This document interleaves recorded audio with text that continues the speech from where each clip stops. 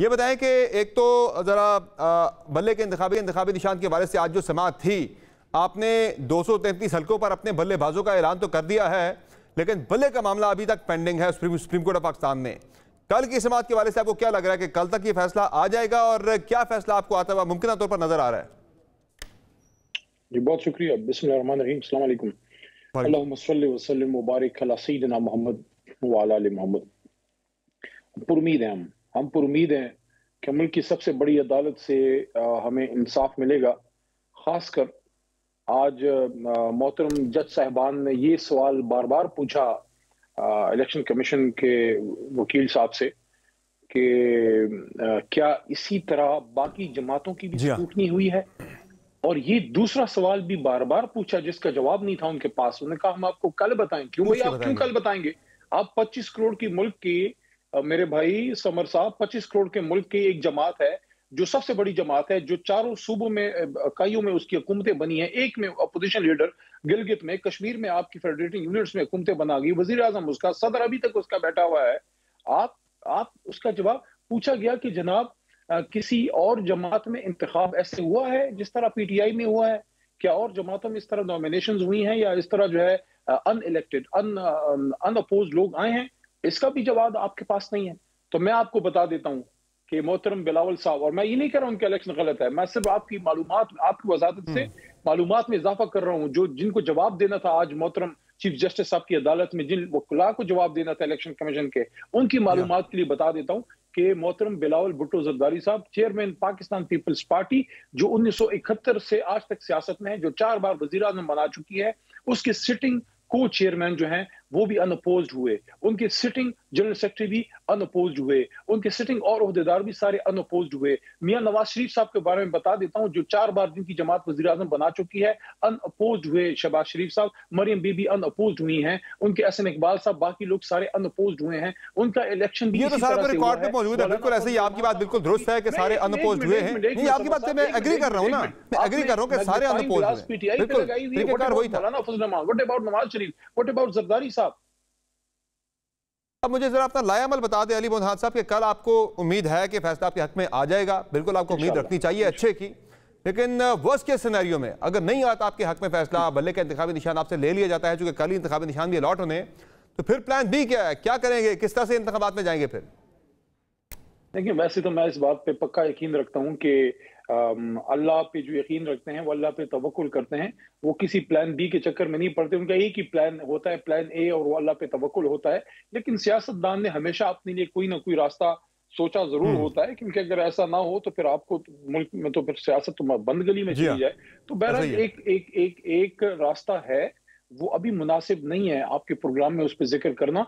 लेकिन मैं सिर्फ ये कहना चाहूंगा कि अल्लाह ना करे कि हमें कुछ ऐसा जो है एक अल्टरनेटिव इख्तियार करना पड़े, क्योंकि बेसिकली कल जो हमारी सबसे बड़ी अदालत है, जिसका हमें बहुत एहतराम है, वहां से आज एक फैसला कल आ जाना है कि क्या हम क्रॉस रोड्स ऑफ हिस्ट्री में हैं, कि क्या हमारी सियासत जो है वो एक डेमोक्रेटिक वे फॉरवर्ड, कॉन्स्टिट्यूशनल वे से आगे जाएगी, जहां सिविलियन जो है वो सुप्रीमेसी की तरफ मुल्क आहिस्ता आहिस्ता जाना शुरू होगा, या हमने उस तरफ जाना है जो एक माजी में जिस तरह हमारे मुल्क में होता रहा है। अगर 2/3 अक्सरियत लेने की पोजीशन में आने वाली जमात, जिसके पीछे 2/3 या 60-65% बंदा खड़ा है मुल्क का, अगर उससे आप इंतखाबी निशान ले लेते हैं, तो समर अब्बास मुझे कहने दीजिए, ये ऐसे ही है जैसे एक बदन तो हो उसमें रूह ना हो। आप इलेक्शन करा रहे हैं और आपने सबसे बड़ी जमात के हाथ बांध दिए हैं। काय का इलेक्शन? कोई नहीं मानेगा उसको। सही है। तो आप मुझे ये बता दें कि आप इलेक्शन को नहीं मानेंगे, लेकिन एक खबर चल रही है, एक और मुतबादल, यानी कि दो टिकट के इजरा के हवाले से बात चली गई है। एक तहरीक इंसाफ का टिकट जारी किया गया है, साथ एक और मुतबादल टिकट भी दिया गया है कि इन केस अगर बल्ले का इंतखाबी निशान ले लिया जाता है तो फिर आप किसी दूसरी पार्टी के टिकट पर भी आ सकते हैं सारे मिलके। इस हवाले से है कोई, ये दुरुस्त है कि दो टिकट जारी हुए?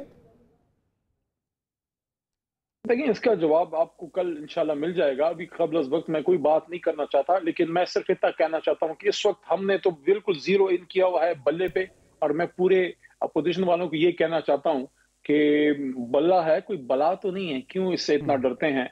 हमने बचपन में हम जब छोटे थे, हमने एक मूवी देखी थी जिसमें कोई गब्बर सिंह होता था, जिससे बच्चों को डराया जाता था कि बेटा सो जा वरना गब्बर आ जाएगा। अब इनकी हालत ये हो गई है कि बेटा सो जा वरना बला आ जाएगा। तो ये बल्ला है, मासूम सी चीज है, बड़ी प्यारी सी चीज है। मुल्क के सारे बच्चे नौजवान इससे मोहब्बत करते हैं।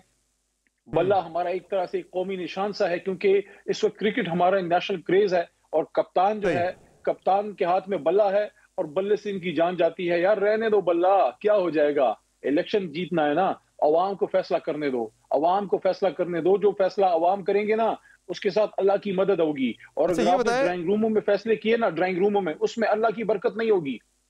ये बताया कि टोटल 266 में से 33 हलकों पर अभी तक तरीके साफ टिकट जारी नहीं कर सकी। क्या वजह है इसकी? 33 हलकों पर टिकट जारी नहीं हुए। आपका गुजरांवाला डिवीजन पूरे का पूरा खाली पड़ा है, सॉरी गुजरांवाला सिटी आपका 4 हलके पूरे के पूरे खाली पड़े हैं, वहां पे आपने टिकट किसी को जारी किया ही नहीं है। कैंडिडेट्स नहीं मिल रहे या मसला जो है वो बाहमी इख्तलाफात का है, कुछ सूटेबल कैंडिडेट का मसला है? ज़ाहिर है कल इंतखाबी निशानात लॉट होने हैं, दिन आपके पास बड़े थोड़े रह गए। ये कब तक फैसला हो जाएगा 33 हलकों के वाले से, या इन्हें ओपन छोड़ा जाएगा? नहीं समर भाई, कुछ पेंडिंग है। मैं खुद तो चूंकि किसी भी टिकटिंग कमेटी में मैं नहीं हूं, तो मैं मशावरत में शामिल नहीं हूं, लेकिन कुछ ना कुछ इंफॉर्मेशन आ जाती है आपके पास एज अ सीनियर मेंबर।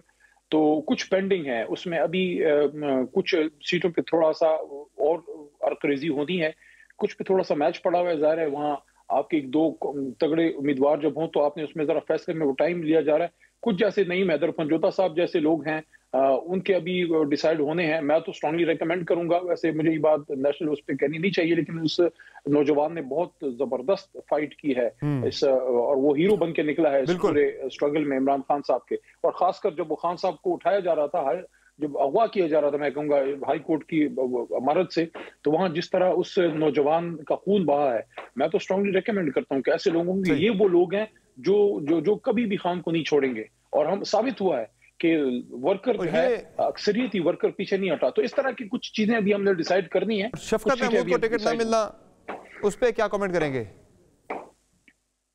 देखिए, शफकत भाई ने वापस लिए हैं, मेरी उनसे बात तो नहीं हो पाई। उनको टिकट नहीं मिला ना, इसलिए वापस किया उन्होंने। लेकिन वो चूंकि हमारे एक सीनियर मेंबर रहे हैं, बहुत ही एहतराम का एक रिश्ता रहा है। लेकिन अब मुझे नहीं पता कि वहां की कंसल्टेशन क्या हुई है, क्योंकि शफकत साहब 2 दफा वो सीट जीते थे। अब सुना है कि सलमान अकरम राजा को टिकट दे दिया गया है, बड़ा नाम है शायद उनको, उनका जी बिल्कुल। तो बहरहाल एक सीनियर मेंबर हैं हमारे, उनका अफसोस तो मुझे रहेगा, लेकिन पार्टी के फैसले हैं। और इस वक्त शायद वकला एक ऐसी फोर्स हमारी है जो मुश्किल में खड़े रहे हैं। और मैं तो हकीकतन आपको कह रहा हूं कि मैं वैसे भी अपने काले कोट पे महसूस करता था। ये शेख रशीद साहब के साथ क्या किया आपने? वहां से आपने कैंडिडेट, मुझे काले कोट पे फख्र है। ये आपने शेख रशीद साहब के साथ क्या किया है? उनके हल्के से आपने तरीके साफ की कैंडिडेट सिमाबिया ताहिर को आपने टिकट दे दिया, एक और कैंडिडेट भी आपने छप्पन से भी खड़े कर दिए हैं। ये क्या हुआ मामला? शेख साहब तो बड़े डट के खड़े थे। नहीं, शेख साहब इसमें शक नहीं है कि खान साहब के साथ वो रहे, लेकिन बहर आखिरी जो है वो फैसला वो खान साहब का ही है, तो उस पर मेरा कमेंट करना मुनासिब नहीं है, क्योंकि कुछ वो इंटरव्यू के बाद कुछ मेरे ख्याल में इश्यूज उनके बने थे। लेकिन बहरहाल शेख साहब ने लंबा साथ खान साहब का दिया है, इसमें कोई शक नहीं है। लेकिन माजी करीब में जो कुछ मामलात हुए हैं, उसकी कोई रीजन हो सकती है। तो बहरहाल आखिरी फैसला चेयरमैन साहब का ही है, फाउंडिंग चेयरमैन साहब का, जिसको सबने ऑनर करना है। और फवाद चौधरी वाले हल्के से भी टिकट उनको या उनकी फैमिली से किसी को नहीं मिला? जी, उस पर भी जाहिर है वो एक पॉलिसी बनी पार्टी की कि जो जिन लोगों ने प्रेस कॉन्फ्रेंस वगैरह की है, तो फवाद साहब ने पार्टी की बड़ी खिदमत भी की, लेकिन कुछ मुश्किलात उनको भी, अब सबको पता है, हमें पता है, मुश्किलात का सामना उनको भी रहा। तो बहरहाल कुछ इस सारी तहरीक की कुछ इंटरनल इवैल्यूएशन बता दें पार्टी की क्या है? एक इंटरनल इवैल्यूएशन क्या है पार्टी की? 266 में से कितनी जनरल सीटें आप जीत सकते हैं 8 फरवरी को, जिन पे आप बहुत कॉन्फिडेंट है कि ये तो हमारी पक्की हैं?